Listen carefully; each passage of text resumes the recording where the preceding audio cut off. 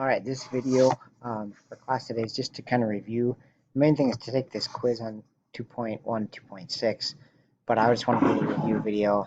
Normally in class I do quizzes, but obviously distance learning makes it a little bit trickier, so I'm just going to go through some examples with you. I would have a notebook out, pencil, paper, calculator, whatever, and do the questions instead of just watching the video. Follow along, try the questions before watching the solutions. All right, so first couple questions, are these a function, yes or no? All right, so they have to have that rule for each input. There's only one output. All right, so hopefully you had a chance to try them.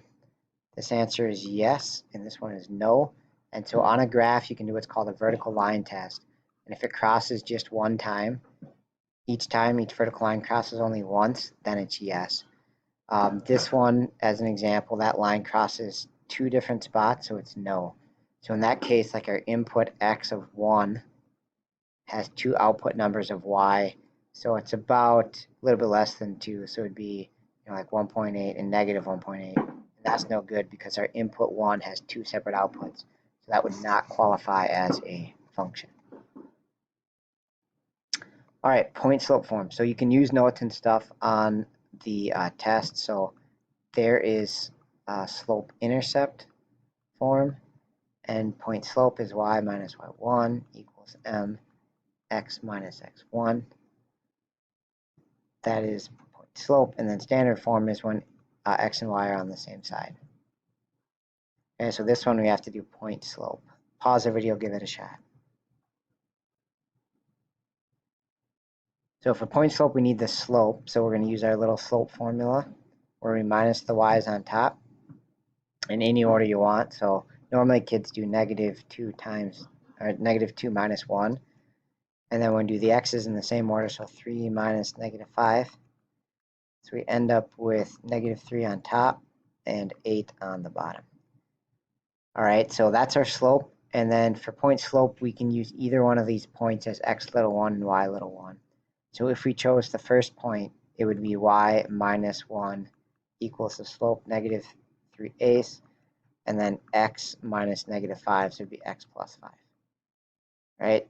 And if you use the second point, it'd be real similar. Well, actually not all that similar. It'd be y minus -2.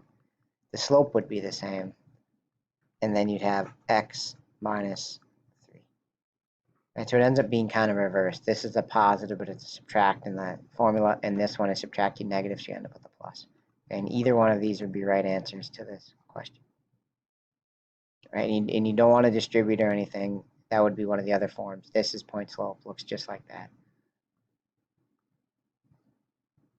All right, so slope intercept form, again, hopefully in your notes, is just y by itself form. And it's the easiest form to graph, so get it in that form and then graph. All right, so to get y alone, we're going to minus 3x. So we have 4y equals 16 minus 3x. Divide by 4, divide by 4. And so we get y equals 16 divided by 4 is 4. And then -3 divided by 4 is -3/4. All right, so the 4 divides both parts. And now graphing it, this is our y-intercept. So we're going to start at 4.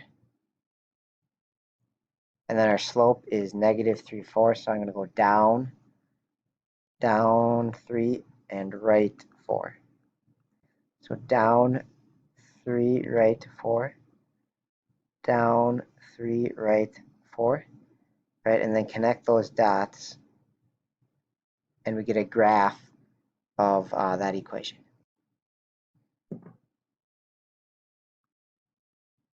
All right, so kind of going the other way, we have the equation, made the graph. Now we have the line and make the equation, right? And it doesn't say what form, but probably going to be easiest to do slope intercept.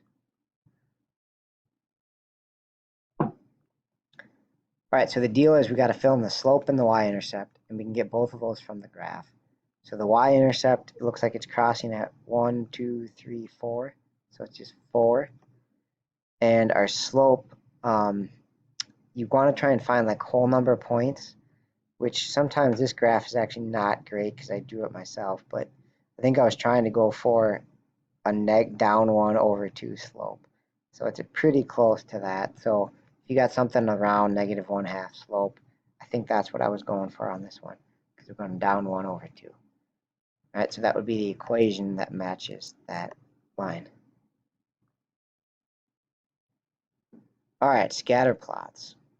All right, so we have how many hours you study and your score on the test as a percent. All right, and so describe the correlation and what does it tell us about the relationship. So the whole point of scatter plot is show the relationship between two things. In this case, we're looking at studying and test scores. Pause the video and make some sense of it. Okay, so if we drew a line through here, that's kind of a poor line of best fit, but good enough for our purposes. Basically, we can see this is a positive slope, which means as so that's positive correlation. I guess you could say that first. Okay, and what that means, okay, as far as what that means, it means as the hours we study go up, our scores on the test increase. Right, so basically, the more you study, the better you do. Right, which is what you expect in real life. It'd be fun to actually make this scatter plot and see if that's actually true. But in general, that's what at least this data shows. This set of data shows the more you study, the better your test score will be. Okay, so up next is doing the transformation stuff, and it gets a little tricky or goofy because we're not starting with like normally we start off like f of x is just like x squared or something like that. Sorry, equal x squared. Here we're starting off with this f of x, and then we want to stretch it by 2. All right, so it gets kind of tricky, but see if you can make sense of this question.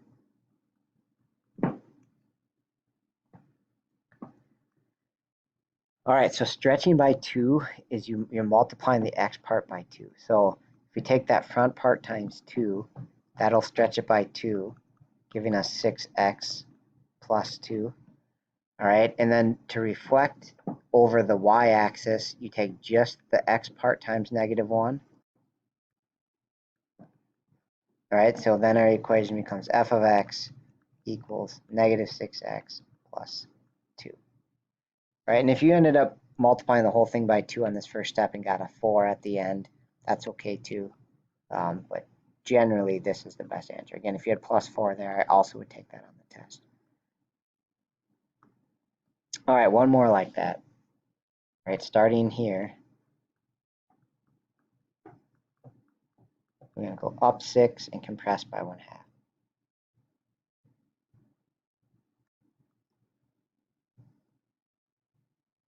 Okay, so the up 6, we're going to add 6 to the end. So we are already negative 7 down, but if we add 6 to that, we'll be only down 1. Okay, and then compress by 1/2 is you want to take the front part times 1/2. All right, so that would leave us with our new function g of x is 1/2 times x minus 1. And because I find these ones a little goofy, I think it really helps to visualize it. So what I did is kind of type some of these equations into Desmos just to kind of make sense of visually what's happening. So here's our first one is x minus 7, and you can see it crosses the y-axis at negative 7. It has a slope of 1. So if we add 6 to that, it's just visually going to move it up by 6 so that our y-intercept is now 1. Sorry, negative 1. So we were at negative 7, but because when we add 6, it moves all the points up by 6. And so our equation now is like x minus 1. All right, if we clean this up. Okay, and then when you slap the 1/2 in front of that x minus 1, that just compresses it. So if you look at this, you can see if you took the blue one and compressed it vertically, right, we kind of have a different slope, a less steep slope, so now it's 1/2. Okay, so to me, this is a good visualization of we started here, moved it up by 6, and then flattened it out, made the slope less steep, changed it to 1/2. Right, that's just a visual picture of this answer. All right, last two.